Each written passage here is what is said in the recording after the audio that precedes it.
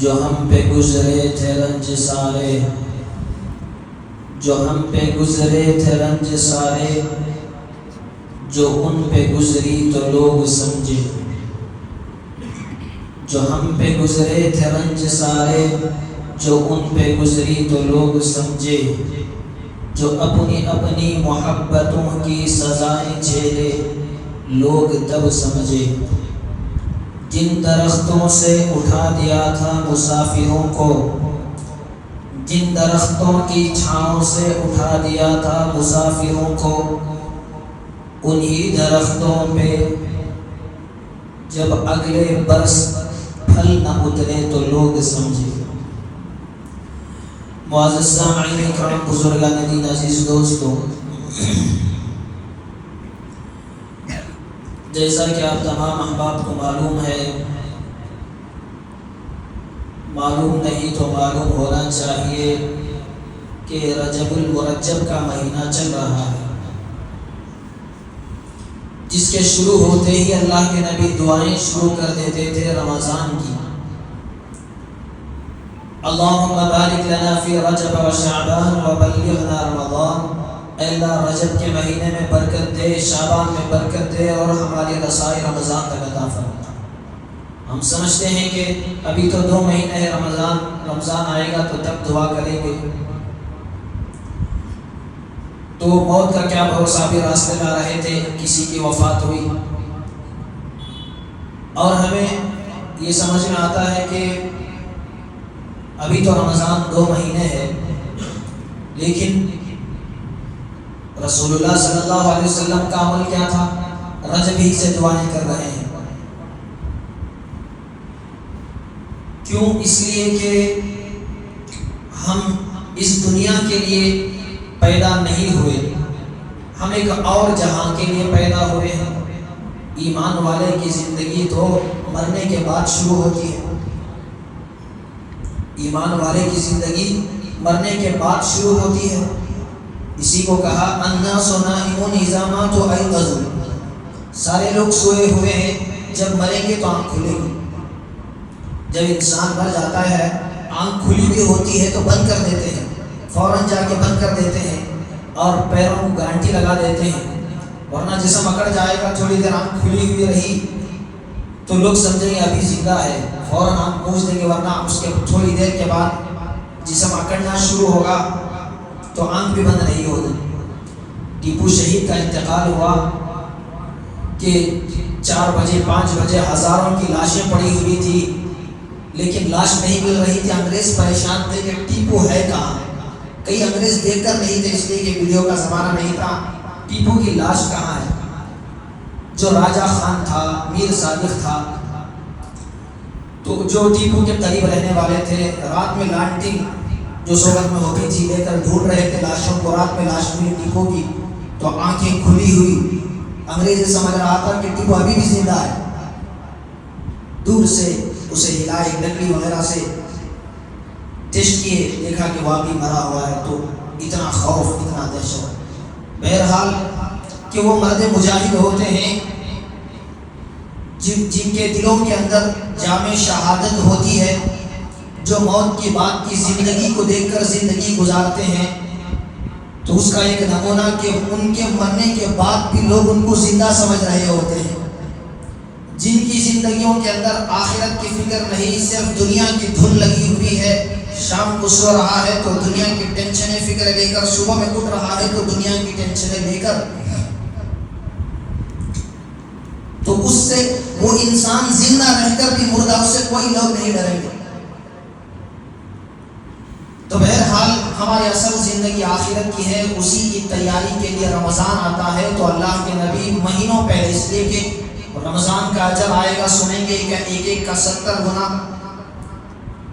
بتانے کا مقصد یہ ہے کہ ہم اللہ کے نبی جو مہینے پہلے دعائیں کرتے تھے، آخرت ہمارا اصل ہدف ہے۔ اسی وجہ سے ہمیں اسلامی مہینے بھی یاد رکھنے، اس کی تاریخیں بھی یاد رکھنے، تاکہ ہمیں، اس لیے کہ ہر مہینے کے اندر عبادتیں ہیں، ہر وقت میں عبادتیں ہیں، اس لحاظ سے ہمیں مہینے، تاریخ، دن یاد رکھنے چاہیے اس وہی۔ لیکن افسوس بارہ کہتا ہوں کہ ہمیں مسلمانوں کی ہجری تاریخ جو اللہ کے نبی کی ہجرت سے تعلق رکھتی ہے یاد نہیں؟ سب کو پوچھو معلوم ہے 17 جنوری 2025 پوچھے مسلمانوں سے اسلامی تاریخ سوچے گا 17 ہے یا 16 ہے 1440 پر 6 ہے یا 7 ہے 7واں مہینہ ہے یا 8واں مہینہ ہے. آپ دیکھیں مکر سنکرانتی گزری، وہ مہینے یاد رکھتے ہیں، تاریخیں یاد رکھتے ہیں، اور یہ کوئی مذہب نہیں ہے ان کا. اکثر ہندو برادری کے اندر جو ان کا مذہب ہے برہمنوں بنایا ہے. وہ اونچی ذات کے تھے، اونچی ذات کے، اور وہ سمجھتے تھے ہم حاکم ہیں، ساری دوسری رعایا محکوم ہے. اسی وجہ سے تعلیم کو انہوں نے اپنے مردوں کے اندر محدود رکھا تھا اور کہا تھا عورتیں تعلیم حاصل ہی نہیں کر سکتی تھی. پہلا جو انسان جو خود برہمن تھا راجا رام موہن رائے، اس نے اپنی بیوی کو پڑھایا. یعنی یہ چند چیزیں سائنس کی، میتھس کی یا تعلیم حاصل کر کے اس کے ذریعے سے لوگوں پر حکومت کرتے تھے.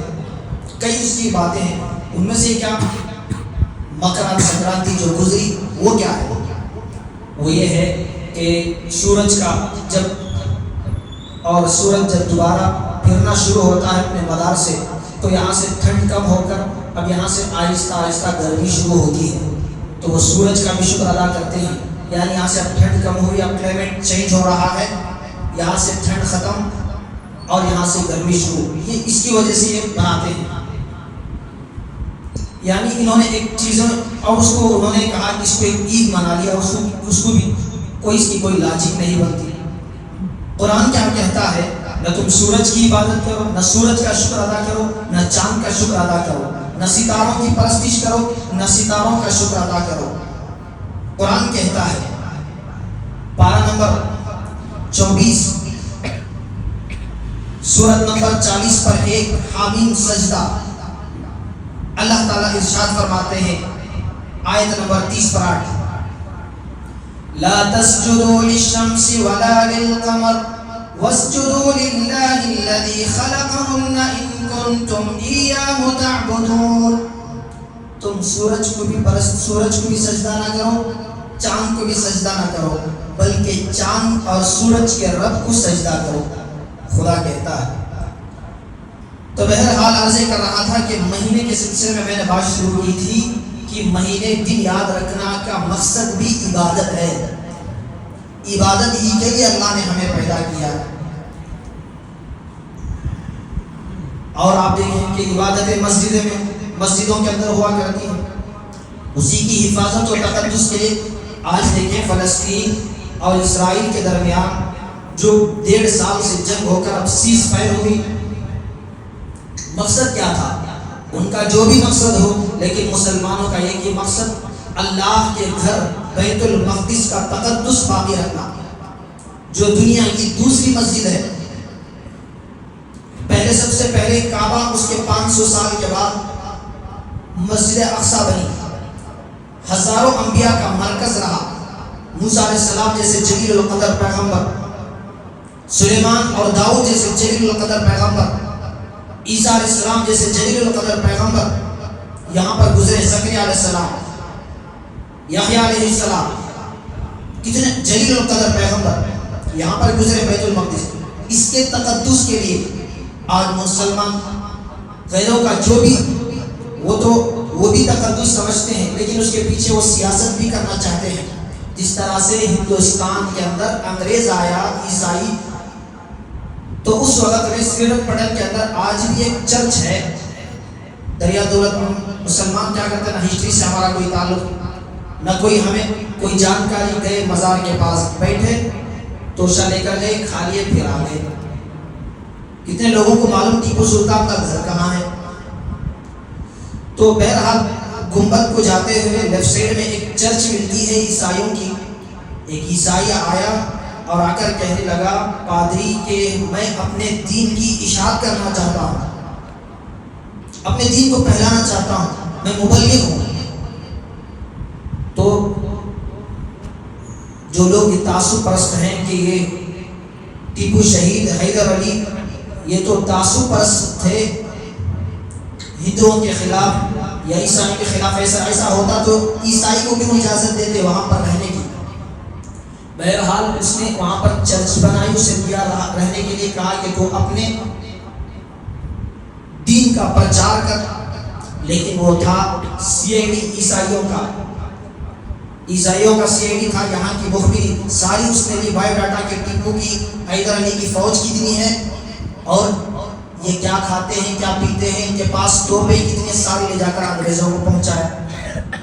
تو بہرحال کہ ان کا جو بھی مقصد ہو، لیکن 50,000 فلسطینی شہید ہو گئے 1.5 سال کے اندر. اکتوبر 2023 میں شروع ہوا، اب 25 میں سیز فائر ہوا. وہ بھی کیوں ہوا؟ سب کو معلوم ہے کہ بار ہم کہتے تھے کہ اسرائیل کی کوئی ایسی طاقت نہیں ہے. اسرائیل مٹھی بھر جماعت ہے. اسرائیل معافی کے ساتھ ایک نچلا لفظ کہوں، سارے جتنے آبادی مسلمانوں کی ہے، چاہے یہ شاید آپ کو لفظ برا لگے، لیکن انہوں نے جو درندگی کی ہے اس کے لیے یہی لفظ میں کہوں گا، سارے مسلمان پیشاب کریں تو بہتر چلے جائے اسرائیل. وہ امریکہ جو اپنی انسانیت دکھانے کے لیے کہیں دریا کے اندر مچھلی نے پلاسٹک نکل لیا تو جائے گی ریسرچ کر کے اس مچھلی کو نکال کر سمندر سے پلاسٹک دے کے ہم نے ایک مچھلی کی حفاظت کی. ٹھنڈ کے اندر کئی جانور جنگل کے اندر مر جاتے ہیں، ان کو جا کر گرم رکھ کر ویڈیوز آتے ہیں، آپ بھی دیکھتے ہیں، کہا کہ دیکھو ہم اتنا بڑا کام کر رہے ہیں. اور دوسری طرف ان کا یہ چہرہ ظاہری اور ان کا باطنی چہرہ یہ ہے کہ 50,000 فلسطینیوں کو انہوں نے شہید کرا دیا امریکہ کے اس کونے میں بیٹھ کر اسرائیل کے ذریعے سے. 50,000 فلسطینی. لیکن داد دیتے ہیں فلسطینیوں کو اور ان کی خوشی میں شریک ہونے والے ان تمام لوگوں کو جنہوں نے فلسطین کے لیے جا سکتے تھے تو گئے، دعا کر سکتے تھے تو کیے. ان کے لیے بھی آج ان کی خوشی کے اندر شریک ہونے کی اجازت ہے، وہ بھی خوشی منا سکتے ہیں. جو امریکہ یہ کہتا تھا، ایک قوم گزری ہے، قوم عاد. دنیا میں اس سے سپر پاور قوم کوئی نہیں آئی جسم کے اعتبار سے، ایسی قوم عاد. وہ کہتی تھی، اللہ تبارک و تعالی ارشاد فرماتے ہیں 12 نمبر 24 سورہ نمبر 40 پر ایک حامد سجدہ آیت نمبر 15 میں کہ من اشد منا قوہ. کہتے تھے کہ ہم سے بڑا کون ہے، ہم سے بڑا سپر پاور کون ہے. قوم عاد کہتی تھی. اللہ نے کہا اولم یروا ان اللہ الذی خلقهم هو اشد منهم قوہ. کیا ان کو معلوم نہیں ہے کہ جس خدا نے ان کو پیدا کیا ہے وہ خدا ان سے بھی بڑا سپر پاور ہے. آج امریکہ کا یہ نعرہ من اشد منا قوہ، ہم سے بڑا کون سپر پاور ہے. جیسی میزائل امریکہ کے پاس ہیں کسی کے پاس نہیں، جیسی توپیں امریکہ کے پاس ہیں ویسی کسی کے پاس نہیں. ایک جس نے بم گرا کر ہیروشیما کے اندر جاپان کے اندر جنگ عظیم میں جو تباہی مچائی، آج تک جاپانیز کہ چاہے وہ سپر پاور بن گیا ہو، جاپان والے امریکہ کے لیے بددعائیں دیتے ہیں، نسلیں تباہ کر دی اس نے ایک بم کے اندر. تو آج امریکہ کہتا ہے کہ کون ہے من اشد منا قوہ، ہم سے بڑا سپر پاور کون ہے. امریکہ کہتا ہے ہمارے پاس جو توپیں ہیں وہ دنیا والوں کے پاس نہیں، ہماری جو فوجیں ہیں وہ دنیا والوں کے پاس نہیں، ہمارے پاس جو ایٹمی طاقت ہے وہ دنیا والوں کے پاس نہیں، ہمارے پاس جو بحری بیڑے ہیں وہ کسی کے پاس نہیں. ہم نے سب سے پہلے چاند پر ہم پہنچے کہ آسمانی اور فضائی حملے جو ہمارے پاس ہیں وہ کسی کے پاس نہیں. جو امریکہ یہ کہتا تھا کہ چاند پر ہم آبادی بسائیں گے اور یہ کہتا تھا کہ صفِ ہستی سے ہم فلسطین کو مٹا دیں گے، تو اس اللہ تبارک و تعالیٰ نے جو قوم عاد کہتی تھی من اشد منا قوہ، ہم سے بڑا سپر پاور قوم ہے، تو اللہ تبارک و تعالیٰ نے کہا فَأَرْسَلْنَا عَلَيْهِمْ رِيحًا صَرْصَرًا. اللہ نے ایک ہوا بھیجی. اللہ تبارک و تعالیٰ چاہتا تو ایک اور فوج سے بھی ہلاک کر سکتا تھا قوم عاد کو، لیکن معمولی سی ہوا کے ذریعے سے اللہ تبارک و تعالیٰ نے، یعنی اللہ تبارک و تعالیٰ نے جو قوم عاد کہتی تھی من اشد منا قوہ، ہم سے بڑا سپر پاور کون ہے، ہوا کا پریشر اللہ تبارک و تعالیٰ نے تھوڑا فاش کیا تو ہوا میں اڑنے لگے قوم عاد. تو یہی امریکہ جو کہہ رہا ہے کہ من اشد منا قوہ، ہم سے بڑی طاقت سپر پاور کس کی ہے؟ اللہ نے جنگل میں ایک ہوا چھوڑی تو کیسی تباہی مچی۔ یہ ایمان کو تازہ کرنے والے واقعات ہیں جو امریکہ خواب و خیال میں بھی نہیں سوچ سکتا تھا۔ جس فلسطین کا صفحہ ہستی سے 1.5 سال کے اندر جتنا نقصان کیا، 1.5 دن کے اندر اللہ تعالیٰ نے اتنا نقصان کر کے دکھلا دیا ساری دنیا کے سامنے، اور امریکہ خواب و خیال میں بھی نہیں سوچ سکتا تھا۔ ساری زمینی حملے، ساری آسمان کے کوئی امریکہ کے اوپر جہاز بھیج رہا ہے تو وہیں سے سیز فائر کر کے وہیں سے مار کے گرا دیتا ہے امریکہ، اتنا طاقت۔ لیکن اللہ کی طاقت اور قدرت کے سامنے کس کی چلے گی؟ جو امریکہ آپ دیکھیں، لاس اینجلس بڑا قیمتی ملک، یہاں پر تقی عثمانی صاحب 1960 پر 9 میں امریکہ کا سفر کیے تھے، وہاں پر لکھے ہیں آج سے 30 سال پہلے تقریباً اتنا مہنگا وہاں پر ایک بازار ہے۔ حضرت کو ایک صاحب لے کر گئے اور کہا کہ حضرت اتنا قیمتی بازار ہے، یہاں پر ایک سوٹ 5,000 کا بھی ہے، 10,000 کا بھی ہے، 1 لاکھ کا بھی ہے، اور ایک شو روم میں دکھایا کہ یہاں پر $1,00,000 تو یا ہندوستان کے سمجھے تو ایک جوڑا 70 لاکھ 80 لاکھ کا ایسا بھی ہے۔ اور اس میں جو فرسٹ فلور ہے تو اس میں اگر جانا ہے تو آپ کو مینیجر لے کر جائے گا، کوئی آپ ایسے ہی پہلے فرسٹ فلور پر نہیں چڑھ سکتے۔ جو گئے دیکھے معائنہ کیے، ان کی بات عرض کر رہا ہوں۔ تو ایک راجہ نے، بادشاہ نے، ملک وزیر اعظم نے خط بھیجا کہ میں وہاں پر سوٹ خریدنا چاہتا ہوں۔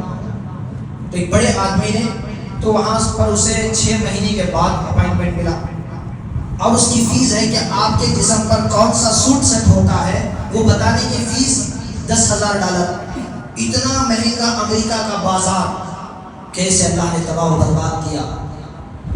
جو سعودی کا بادشاہ امریکہ کا 2030 کا اپنا ویژن رکھ کر کہ دبے پاؤں بھی بن رہا تھا امریکہ کے سامنے، اس بادشاہ کا ایک محل بھی وہاں پر تھا جس کو اوپر فخر کرتا تھا۔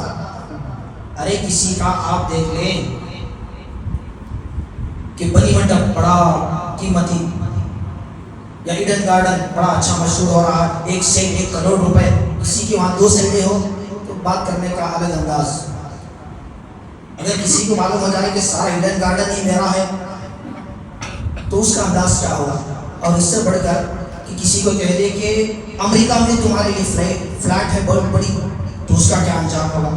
تو اس سعودی کے بادشاہ کا ایک محل تھا، وہاں پر جو آگ کی نظر ہوا 30 پر 8 ملین ڈالر، کروڑ کھرب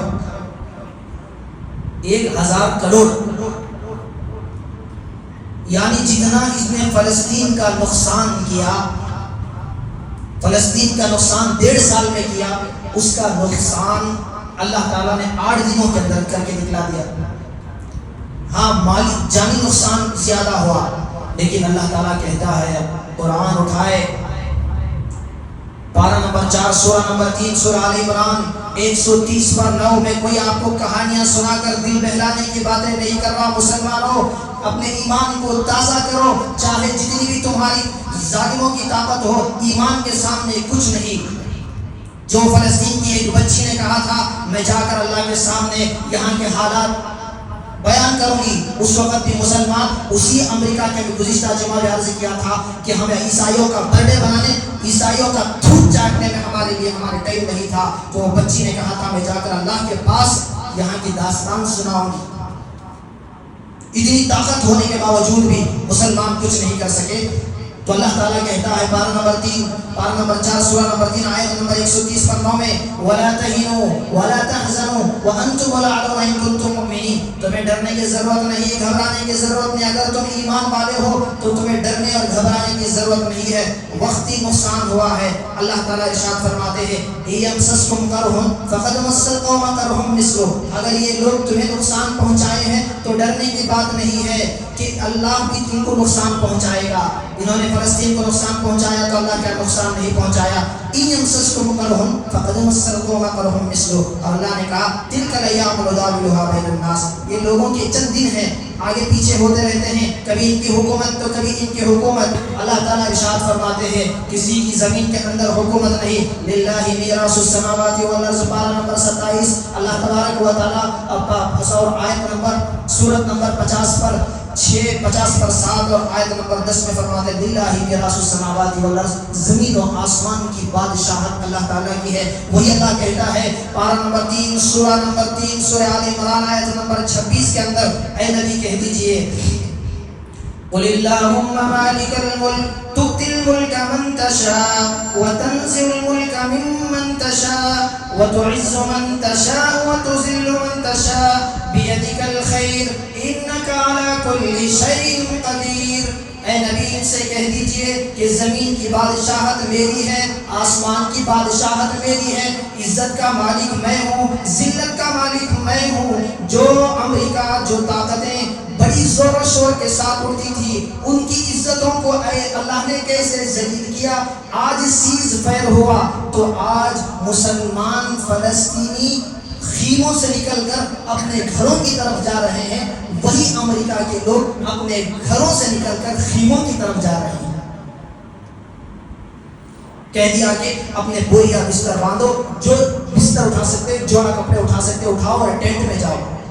جو امریکہ کے لوگ وہاں پر رہنے کو، کوئی یہاں کہتا کہ امریکہ میں ہمارے رشتہ دار کون معلوم امریکہ میں، ایسا ہوتی گویا کہ جنت الفردوس میں محل بنا لیا۔ اللہ تعالیٰ نے کیا عزت نہیں دی، اور مجبور ہوئے کہ فلسطین کے 1600 قیدیوں کو اسرائیل چھوڑے گا، اس کے بدلے میں فلسطین اسرائیل کے 100 قیدیوں کو چھوڑے گا۔ اللہ تبارک و تعالیٰ ارشاد فرماتے ہیں پارہ نمبر 21 آیت نمبر 21 سورت نمبر 32 وَلَنُذِيقَنَّهُم مِّنَ الْعَذَابِ الْأَدْنَىٰ دُونَ الْعَذَابِ الْأَكْبَرِ لَعَلَّهُمْ يَرْجِعُونَ۔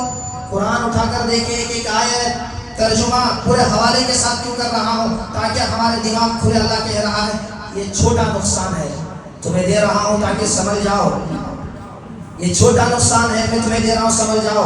نہیں سمجھو گے تو اس سے بڑے بڑے بھی ہمارے پاس بم ہیں۔ وہ کون سے بم؟ ایک زور سے ہوا پھونکی تو اڑے گی پتنگوں کی طرح، ایک تھوڑی آگ پھونکی تو پوری دنیا کو جلا کر خاک کر سکتے ہیں۔ تھوڑا اللہ نے پانی کو حکم دیا تو سیلاب کی شکل میں تباہ و برباد کرنے پر قادر ہے۔ تو ان چیزوں سے ہمیں ایمان تازہ کرنے کی ضرورت ہے۔ ہمیشہ حق پر اور صحیح راستے پر رہیں۔ اس لیے کہ لوگ ہمیں کیا کرنا، آپ دیکھیں کہ نماز پڑھ رہا، نماز پڑھ لو ہوئی، یہ رجب کا مہینہ معراج کا واقعہ پیش آیا، نماز فرض ہوئی، نماز پڑھ لو۔ نماز پڑھے تو کیا مل رہا، میں نماز پڑھ رہا ہوں، کتنے لوگ بولتے تو نماز پڑھ رہا تجھے کیا مل رہا ہے؟ کیا پیسوں کے لیے نماز پڑھ رہے ہو؟ نماز پڑھے چند دن، کاروبار اچھا چل رہا، آپ کاروبار کچھ بھی نہیں چل رہا، نماز پڑھنا چھوڑ دیے، گویا کہ پیسوں کے لیے نماز پڑھ رہے تھے۔ حالات جتنے بھی ہو، ہم دیکھیں ہمارے پاس کیا ہے، ہمیں وہی کمزور ایمان۔ رجب آیا، 22 رجب آیا، 22 رجب کو کونڈے تقسیم کریں گے۔ کیا امام جعفر صادق کی کونڈے نہ قرآن میں ہے نہ حدیث میں ہے، اگر ہوتا تو میں آیت حوالے کے ساتھ آپ حضرات کے سامنے بیان کرتا۔ 22 رجب آئے، امام جعفر صادق کے کونڈے کرنے کے کام ہم کرتے نہیں کرنے کے کام ہم کر رہے ہیں، جس کا قرآن و حدیث کے ساتھ کوئی دور دور تک لگاؤ نہیں۔ بیکار کی چیزوں کے اندر ہم لگے ہوئے ہیں۔ ایک آدمی سے جس طرح سے پوچھا کہ بھائی آسمان میں کتنے تارے ہیں؟ آپ کو معلوم ہے آسمان میں کتنے تارے ہیں؟ معلوم نہیں، مجھے بھی معلوم نہیں۔ تو ایک آدمی نے پوچھا کہ بھائی آسمان میں کتنے تارے ہیں؟ تو بڑا ایسٹرونامک جاننے والا، علم فلکیات کا ماہر، آسمان میں کتنے تارے ہیں؟ اس نے کہا کہ سمندر میں کتنے مچھلیاں ہیں؟ معلوم کسی کو؟ پکڑنے والے کچھ معلوم نہیں رہتے کہ پکڑے تک کتنے مچھلیاں ہیں۔ اس نے کہا کہ معلوم نہیں۔ تو اس نے کہا تجھے زمین کی خبر نہیں اور سوالات آسمان کی کر رہا ہے۔ زمین کی خبر نہیں، باتیں آسمان کی۔ اسی طرح ہمیں ہمارا حال بھی یہی کہ ہمیں دین کی فکر نہیں، لیکن بے ہودہ چیزوں کے اندر، جس کا نہ قرآن کے اندر کوئی حوالہ ہے نہ حدیث کے اندر ایسی چیزوں کے اندر ہم لگے ہوئے ہیں۔ بہرحال ساری آج کا خلاصہ کلام یہ ہے کہ امام جعفر صادق کی پیدائش ہی رجب کے اندر نہیں ہوئی، یہ تو رافضیوں کا ہے کہ 22 رجب کو امیر معاویہ رضی اللہ عنہ کا انتقال ہوا، تو انہوں نے تاریخ چھپانے کے لیے ان کی خوشی میں رافضیوں نے مٹھائی اور کوٹے تقسیم کیے، وہ ایک رسم شروع ہوئی۔ امام جعفر صادق کی پیدائش 22 رجب کو نہیں ہوئی، ان کی تو پیدائش ایک رات کے مطابق رمضان میں ہوئی ہے۔ تو بہرحال ان تمام غلط چیزوں سے جس کا قرآن و حدیث کے اندر اب میں بارہا کہتا ہوں کہ آپ کہ یہ گولڈے نہ بنائے، تقسیم نہ کرے، اللہ آپ کو نہیں پوچھے گا، لیکن رجب کے مہینے میں نماز فرض ہوئی تھی، تو نے نماز کو نہیں پڑھی، اللہ یہ ضرور پوچھے گا۔ اللہ تبارک و تعالی ہم سب کو حالات کو سمجھنے اور اس سے عبرت حاصل کرنے اور ایمان پر کاربند رہنے کے اللہ تعالیٰ توفیق عطا فرمائے۔ آخر دعوانا الحمدللہ رب العالمین۔